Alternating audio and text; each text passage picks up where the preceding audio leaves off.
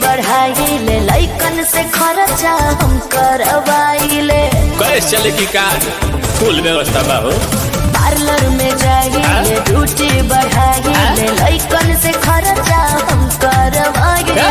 Bobby Banaras के पान भइलू, बॉबी बनारस के पान भइलू, कातना लइकन के जान भइलू, गोरी लागत कि अब के सियान भइलू,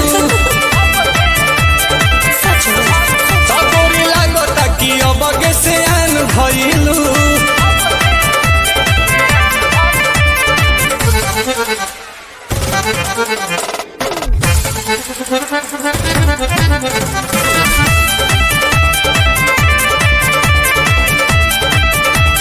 कुछ भी बोलते हो। दिलवा के कहले बारू चोरी हमार तू तो गोरी, टुकुर टुकुर ताकि तोहार ओरी बुझाई।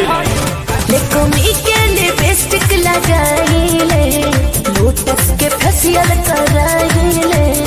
एही से अजोरिया के चांद भइलू, एही से अजोरिया के चांद भइलू, कातना लइकन के जान भइलू, गोरी लागत कि अब के सियान भइलू।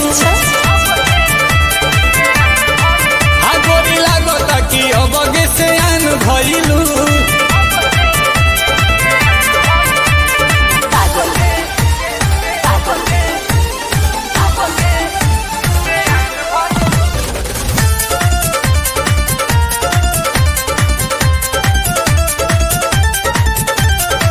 पहले बारांड बाड़ू गुची करेलू बात ऊंची, बवाल बाटी मांड तहार बूची।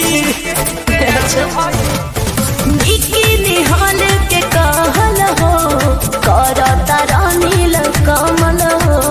जोहरीला हीरा के खान भइलू, जोहरीला हीरा के खान भइलू, कतना लहिकन के जान भइलू, गोरी लागत कि अब के सियान भइलू,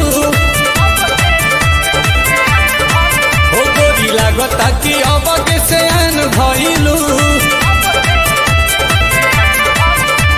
देखी हो पगला मत जई हो।